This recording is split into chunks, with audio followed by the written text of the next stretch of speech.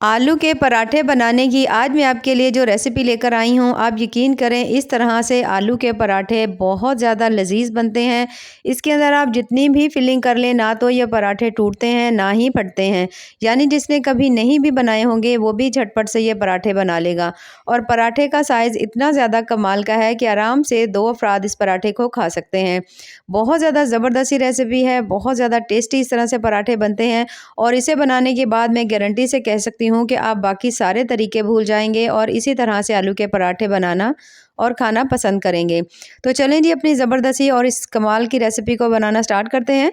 बिस्मिल्लाहिर्रहमानिर्रहीम, अस्सलाम वालेकुम, उम्मीद है आप सब ठीक होंगे।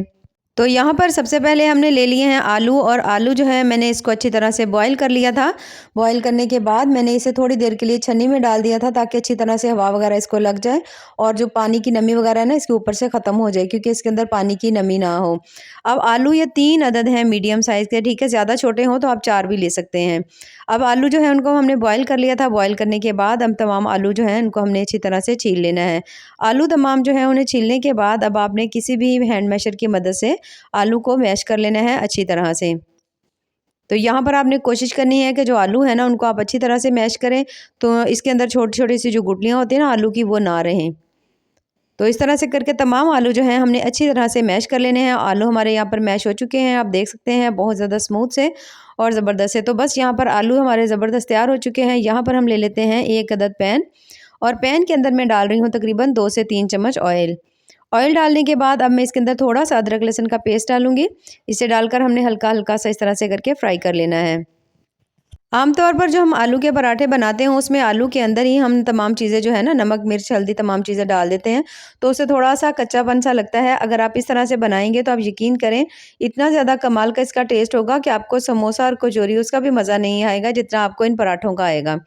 अब जैसे ही हल्का-सा अदरक लहसुन जो है लाइट ब्राउन हुआ है तो फिर हमने इसके अंदर डाल दिया है थोड़ा-सा प्याज़, तकरीबन 1 अदद मीडियम साइज़ का प्याज़ है। यहाँ पर हमने प्याज़ को भी बहुत ज़्यादा देर नहीं पकाना, बस जैसे ही प्याज़ थोड़ा हल्का-हल्का सा सॉफ्ट होगा तो फिर हम इसके अंदर अगली जो चीज़ है ना उसे ऐड करेंगे। तो यहाँ पर आप देख सकते हैं प्याज़ हमारा हल्का-सा सॉफ्ट हो चुका है। अब मैं इसमें डाल रही हूँ एक जो है ना टमाटर। इस तरह से बारीक काट कर हमने इसके अंदर डाल दिया। थोड़ी-सी हम इसके अंदर डाल देंगे सब्ज़ मिर्चें। अब इन दोनों चीज़ों को शामिल करने के बाद दोबारा से हल्का-सा मिक्स कर लेंगे। कुछ देर के लिए पका लेंगे। जैसे ही आप देखिए टमाटर जो है वो हल्का सॉफ्ट होना शुरू हो चुका है तो फिर हम इसके अंदर कुछ स्पाइसेस जो है ना वो ऐड करेंगे। अभी यहाँ पर थोड़ी बहुत टमाटर की जो पानी की नमी है वो इसके अंदर है, तो यहाँ पर साथ ही हम इसमें मसाले शामिल कर देंगे, जिनमें सबसे पहले तो मैं इसमें शामिल करने लगी हूँ नमक, तकरीबन आधा चम्मच, ठीक है, नमक हमने डाल दिया। उसके साथ ही हम इसमें हल्दी डाल देंगे, 1/3 चम्मच जो है ना हल्दी मैं इसमें डाल रही हूँ। लाल मिर्च जो है वो मैं बहुत ज़्यादा कम डाल रही हूँ क्योंकि मैंने इसके अंदर थोड़ी-सी सब्ज़ मिर्चें भी डाली हैं और मेरे बच्चे भी लाल मिर्चें नहीं खाते, तो इसलिए मैंने इसमें कम डाली हैं। आप अपने टेस्ट के हिसाब से भी डाल सकते हैं, जितने आपको स्पाइसेस जो है ना पसंद हो, कम हो या ज़्यादा हो, उस हिसाब से डाल लीजिएगा। अब थोड़ा-सा टमाटर का पानी था, इसके साथ ही हमने मसालों को भून लेना है। यहाँ पर अगर आपको लगे कि हल्का-सा पानी का छींटा लगाने की ज़रूरत है, तो आप लगा लीजिएगा। वैसे लगाने की ज़रूरत इतनी नहीं होती, टमाटर के पानी के साथ तमाम मसाला जो है ना वो अच्छी तरह सेट हो जाता है, बस फ्लेम आपने थोड़ी हल्की रखनी है। तो यहाँ पर अच्छी तरह से जब तमाम मसाला सेट हो गया तो मैं इसके अंदर डाल रही हूँ आलू जिनको हमने मैश करके रखा हुआ था। आलू तमाम इसमें शामिल करने के बाद अब हमने इनको अच्छी तरह से इस मसाले के अंदर भून लेना है। तो इस तरह से करते हुए आपने आलूओं को इसके अंदर इस तरह मैश करना है, अच्छी तरह से आपने इसको भून लेना है। इस तरह से जो इसकी पराठे की स्टफिंग है ना वो बहुत ज़्यादा मज़ेदार, करारी और चटपटी सी बनेगी। तो यहाँ पर अच्छी तरह जब आप तमाम को मिक्स कर लें तो फिर मैं इसके अंदर ऐड करने लगी हूँ तकरीबन यहाँ पर मेरे पास था 1 कप ना श्रेड किया हुआ चिकन। तो अगर आपके पास चिकन नहीं हो तो आप सिर्फ़ और सिर्फ़ आलू की डाल सकते हैं। बस यहाँ पर मैं इसे थोड़ा और मज़ेदार, थोड़ा और टेस्टी बनाने के लिए ये मैं कुछ इसमें चीज़ें डाल रही हूँ। बाकी जिस तरह से हमारा ये आलू के पराठे की मैं आपको ये रेसिपी बता रही हूँ, इससे आप सेम चिकन का भी बना सकते हैं, वेजिटेबल पराठा सेम बना सकते हैं, सेम इसी तरह से आप आलू के पराठे भी बना सकते हैं, यानी जिस तरह से आपका दिल करे। तो आगे वैसे भी रमज़ान आ रहे हैं तो आप चाहें तो इसी स्टफिंग को रात में तैयार कर सकते हैं और सुबह उठ के अपने ये शानदार से जो पराठे हैं ना, वो आप तैयार कर सकते हैं। तो इस तरह करके बस हमने इसको मिक्स कर लिया चिकन को। साथ ही हमने इसमें डाल दिया सब्ज़ धनिया। सब्ज़ धनिया डालने के बाद दोबारा से हल्का से इसको मिक्स कर लेंगे। अच्छी तरह जब तमाम चीज़ें हमारी मिक्स हो जाएंगी, फ्लेम मैंने यहाँ पर बंद कर दी है, ठीक है। तो यहाँ पर जैसे ही तमाम चीज़ें हमारी मिक्स हो जाएंगी, मिक्स होने के बाद हमने स्टफिंग को रख देना है थोड़ा सा ठंडा होने के लिए। तब तक यहाँ पर हम ले लेते हैं एक अदद बोल, और बोल के अंदर डाल रही हूँ यहाँ पर मैदा। यहाँ ये जो रेसिपी आज की, ये मैं मैदे से बना रही हूँ। आप चाहें तो घर के आटे से भी बना सकते हैं। थोड़ी सी इसके अंदर मैंने अजवाइन डाल दी है, डाइजेशन के लिए बेहद मुफीद होती है। हल्का सा टेस्ट के हिसाब से नमक डाल देंगे। उसके बाद आपने इसके अंदर डालना है ऑयल। अगर आपके पास घी हो तो आपने 1.5 चम्मच डालना है, ऑयल है तो आपने इसमें 3 चम्मच डालना है। इससे पराठे जो है ना वो बहुत ज़्यादा खस्ता बनेंगे। अब इन सभी चीज़ों को डालने के बाद आपने पहले तो हाथों की मदद से अच्छी तरह से आटे और घी तमाम चीज़ों को अच्छी तरह मिक्स करना है। जब आप देखेंगे जो आटा है ना वो अच्छी तरह से आपकी मुट्ठी में बाइंड होना शुरू हो चुका है, तो बस फिर आपने इसको उतनी देर के लिए अच्छी तरह से ज़रूर मल लेना है। ये स्टेप करना बेहद ज़रूरी है, इस तरह से आपके पराठे बहुत ज़्यादा अच्छे बनेंगे। और यहाँ पर मैं आपको थोड़ा-सा चेक करवा दूँ, ये देखिए माशाल्लाह आटा जो है हमारे हाथ में आना शुरू हो चुका है, यानी मुट्ठी उसकी बनना शुरू हो गई है। अब हल्के नीम गर्म पानी से हमने आटे को गूँध लेना है, और आटा हमने बहुत ज़्यादा सख्त नहीं लगाना, थोड़ा-सा हमने आटे को सॉफ्ट लगाना है। तो हल्का-हल्का हमने इसके अंदर पानी डालते जाना है और हमने आटे को गूँधते जाना है।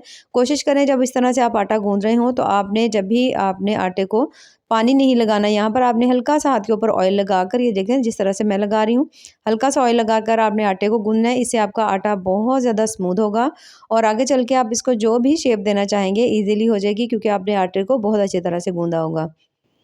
तो यहाँ पर आटे को मैंने गूँध लिया अच्छी तरह से, इसे हम रख देंगे रेस्ट पर कम से कम भी 10 से 15 मिनट के लिए। और 10 से 15 मिनट जब हो जाएँ, तो उसके बाद यहाँ पर आप देखें आटा माशाल्लाह कितना सॉफ्ट हो चुका है हमारा। तो अब हमने इसके बनाने हैं पेड़े, और पेड़े हमने बनाने हैं कुछ इस तरह से कि पहले तो आपने आटे को 2 हिस्सों में डिवाइड कर लेना है इस तरह से, और उसके बाद ये जो अलग हिस्सा होगा इसको फिर से आपने 2 हिस्सों में डिवाइड कर देना है। यानी कि टोटल जो है ना आपने इसके बना लेने हैं 4 पेड़े, इसके 4 ही बनेंगे, इससे ज़्यादा नहीं बनेंगे। ये देखिए इस तरह से करके ना, अब हमने इसके पेड़े बना लेने हैं। अच्छी तरह से पेड़ों को दबाकर बनाएँगे। तमाम पेड़े इसी मेथड से हमने बना लेने हैं। बनाने के बाद जब आप तमाम पेड़े बना लें, तो फिर हमने इनमें से एक पेड़ा लेना है, और उसे थोड़ा-सा हमने लगाना है खुश्क आटा। खुश्क आटा लगाने के बाद बेलनी की मदद से आपने इसकी रोटी बेल लेनी है। यहाँ पर जो रोटी है वो हमने गोल शेप में नहीं बेलनी, बल्कि हमने इसको लंबाई में बेलना है इस तरह से। अब यहाँ पर जितना हो सके आपने इस तरह से करते हुए इसको लंबा बेल लेना है। ये यहाँ पर ये मैदे की रोटी है, तो ये टूटेगी नहीं, ठीक है। अगर हो ना दूसरे गंदम के आटे की, तो फिर आपने थोड़ा-सा इसका ध्यान रखना है, क्योंकि गंदम का आटा ज़्यादा सॉफ्ट होता है। तो यहाँ पर आप देख सकते हैं हमने इसकी अच्छी खासी बड़ी सारी लंबी सी रोटी बेल ली है। हाथों की मदद से आपने इसको थोड़ा-सा फैला लेना है, यानी थोड़ी-सी ये चौड़ी भी हो जाएगी और लंबाई में भी बन जाएगी। ये देखिए इस तरह से करके आप इसको थोड़ा स्ट्रेच कर सकते हैं, खींच सकते हैं। ये थोड़ी-सी लंबी भी हो जाएगी और बड़ी भी हो जाएगी। सेम इसी तरह से दूसरा भी पेड़ा हम लेंगे, और उसकी भी हमने सेम उसी तरह से एक लंबी सी रोटी जो है ना वो हमने बेल लेनी है। हल्का-सा खुश्क आटा लगाएँगे और इस तरह से करते हुए आपने इसकी रोटी बेल लेनी है। तो यहाँ पर हमने सेम एक ही तरह की 2 रोटियाँ जो है ना बेल ली हैं। अब स्टफिंग भरने का तरीका कुछ इस तरह से है कि आपने इस तरह करके आपने एक रोटी लेनी है, और हाथों की मदद से आपने इसको थोड़ा-सा इसको खींचना है। पहले आपने इसको थोड़ा बड़ा कर लेना है, फिर लंबाई में आपने इसको खींच के थोड़ा लंबा कर लेना है, और इस तरह से आपने इसको थोड़ा-सा फैला लेना है। ये देखिए इस तरह से। जब अच्छी तरह से रोटी आपसे फैल जाए, तो उसके बाद ये जो हमने आलू की स्टफिंग बनाकर रखी हुई थी ना, ये तमाम आपने इसके ऊपर डाल देनी है। इस तरह से करके तमाम स्टफिंग हमने इसके ऊपर डाल देनी है। डालने के बाद अब आपने चम्मच की मदद से या हाथ की मदद से, जैसे आपको ईज़ी लगे, तमाम रोटी के ऊपर आपने ये जो आलू है ना इसको अच्छी तरह से फैला लेना है। कोई भी इसका जो खाना है ना वो खाली ना हो, यानी कि यहाँ पर अब आपने आलू की स्टफिंग आप अपनी मर्ज़ी से भर सकते हैं। अगर आपको ज़्यादा स्टफिंग पसंद हो, तो आप जितनी दिल करे वो आप इसके अंदर जो है ना फिल कर सकते हैं। तो यहाँ पर मैंने तमाम जो रोटी है उसके ऊपर इस तरह से करके हमने आलू जो है अच्छी तरह से लगा लिए हैं। लगाने के बाद अब हमने लेनी है दूसरी रोटी, सेम इसी तरह से उसे भी हमने थोड़ा-सा खींच लेना है, थोड़ा स्ट्रेच करेंगे। ये देखिए इस तरह से बड़ी हो जाए। जिस तरह नीचे रोटी पड़ी हुई है ना, सेम उसी तरह से हमने कोशिश करनी है कि दूसरी रोटी का भी साइज़ ना सेम हो जाए। ये देखिए इस तरह इसको मैंने खींच के थोड़ा-सा बड़ा कर लिया है। बड़ा करने के बाद अब हमने इसको इसके ऊपर फैला देना है। इस तरह से करके हमने इसका एक क्रॉस बना देना है। क्रॉस बनाने के बाद थोड़ा-सा हाथों की मदद से आपने खींच के इसको लंबा कर लेना है। लंबा करने के बाद अब आपने जो रखी हुई थी ना स्टफिंग बना के आलू की, वो दोबारा से हमने सारी जो है ना इसके ऊपर डाल देनी है। अब यहाँ पर आप देख सकते हैं इसके अंदर हमने ढेर सारी जो स्टफिंग है ना वो इसमें शामिल की है। इससे इतना ज़्यादा पराठा आपका मज़ेदार और क्रिस्पी क्रंची बनेगा कि आपका दिल खुश हो जाएगा, और आप यकीन करें आप बाकी सभी तरीके भूल जाएँगे और हर दफ़ा आलू के पराठे जो है ना इसी तरह से खाना और बनाना पसंद करेंगे। तो अच्छी तरह से यहाँ पर तमाम जो स्टफिंग है उसे मैं लगा दूँगी। लगाने के बाद अब यहाँ पर मैं ले रही हूँ चीज़, ठीक है? चीज़ जो है मैं इसके ऊपर थोड़ी-सी ऐड करूँगी। यहाँ पर चीज़ जो है मेरे बच्चों को बहुत ज़्यादा पसंद है, तो इसमें शामिल कर रही हूँ। अगर आपके पास नहीं हो तो आप इसे स्किप कर सकते हैं, बिना चीज़, बिना कोई और चीज़ डाले हुए। आप इसे बना सकते हैं। अब यहाँ पर थोड़ी चीज़ डालने के बाद पहले तो आपने ऊपर वाली साइड से रोटी उठानी है, उठाकर आपने इसके ऊपर रखनी है और हाथ की मदद से आपने इसको थोड़ा-सा फैला देना है। अब ऊपर वाली साइड के ऊपर फिर से मैं थोड़ी-सी चीज़ डाल रही हूँ।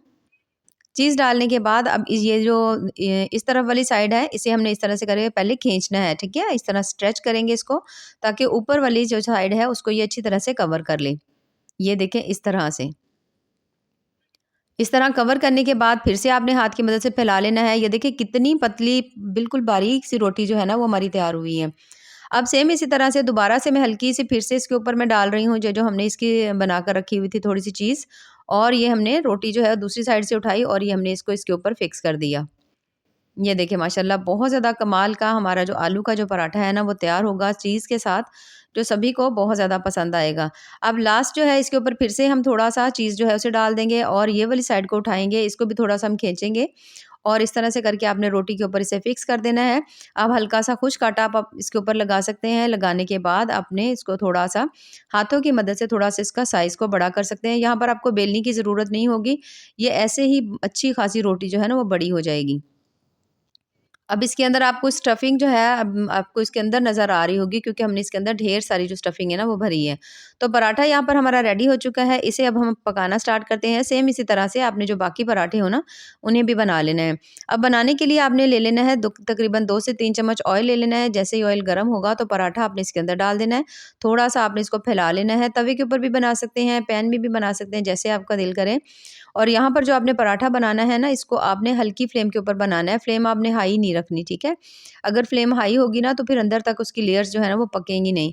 तो आपने इसको मीडियम लो फ्लेम के ऊपर पकाना है, इस तरह थोड़ा दबा-दबा कर पकाएँगे, तो इस तरह से पराठा अंदर तक पक जाएगा और बहुत ज़्यादा क्रिस्पी क्रंची बनेगा।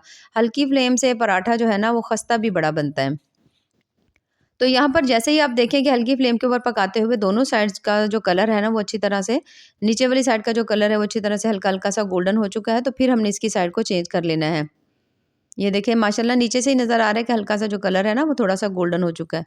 तो इसकी हमने साइड को चेंज किया है, माशाल्लाह बहुत ज़्यादा प्यारा-सा इसका कलर आ चुका है। सेम इसी तरह से हमने उसकी दूसरी साइड को भी तब तक पका लेना है जब तक कि हल्का गोल्डन कलर नहीं हो जाता, और फ्लेम जो है वो आपने हल्की रखनी है, फ्लेम आपने तेज़ नहीं रखनी। तो साइड हमने फिर से चेंज कर ली है। ये देखिए माशाल्लाह कितना ही मज़ेदार ज़बरदस्त खस्ता हमारा आलू का जो पराठा है, वो यहाँ पर तैयार हो चुका है।